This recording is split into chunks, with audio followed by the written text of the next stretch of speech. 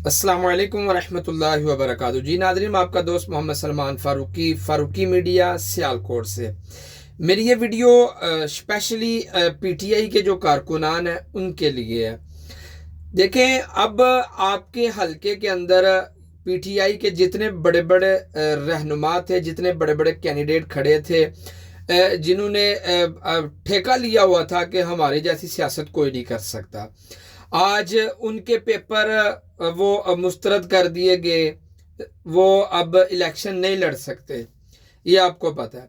मैं अपनी बात करता हूं। मैं आपके साथ ये बात कहने के लिए तैयार हूं कि जी ये सियासी इंतकाम लिया गया है।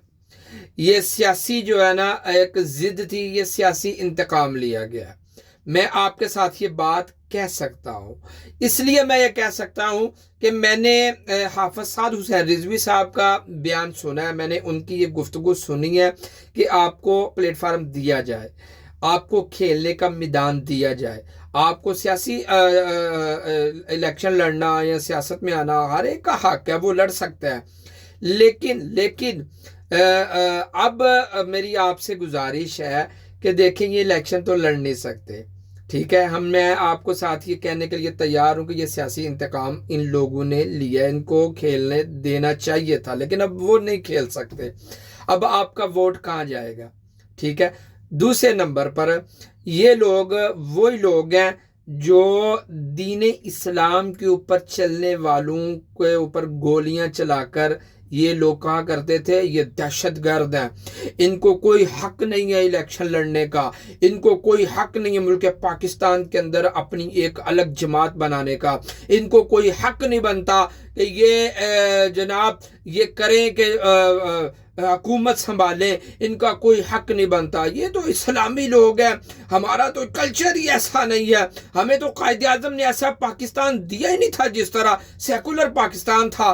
कायदे आज़म ने तो ऐसा पाकिस्तान नहीं दिया था। ये दीन इस्लाम की बातें करते हैं, मस्जिदों की तौहीन की गई, मस्जिदों के सामने ढोल ढमक्के बजाने वाले ये लोग आज हाथ धो के बैठे हुए हैं। ये उनका रास्ता रोकने के लिए आए हुए थे, खुद घर बैठे हुए हैं। खुद आज इनका रास्ता बंद कर दिया गया है कि ये आगे नहीं आ सकते, सारे दरवाजे इनके लिए बंद कर दिए गए हैं। तो मेरी आप लोगों से गुजारिश है कि आप अपना वोट अब जाया ना करें। देखें, जिस जमात के ऊपर इन लोगों ने शेलिंग की, कारकुनान शहीद किए, रोजे की हालत में मस्जिदें खून से लथपथ थी। खुदारा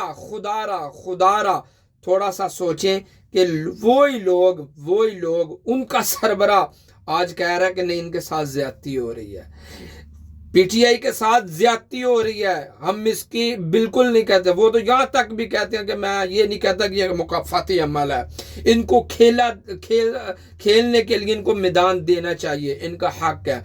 वो देखे, फिर भी जब आपके हकूक की बात आई है तो उसने आवाज उठाई है, उसने कहा नहीं, इनके साथ ऐसा नहीं होना चाहिए।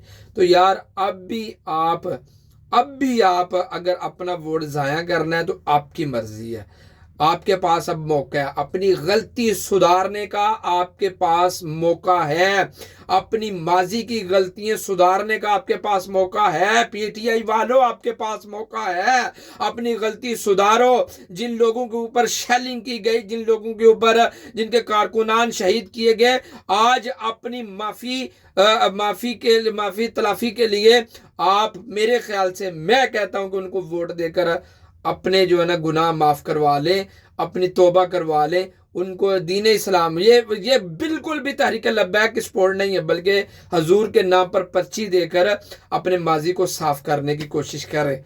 अल्लाह आपको सलामत रखे।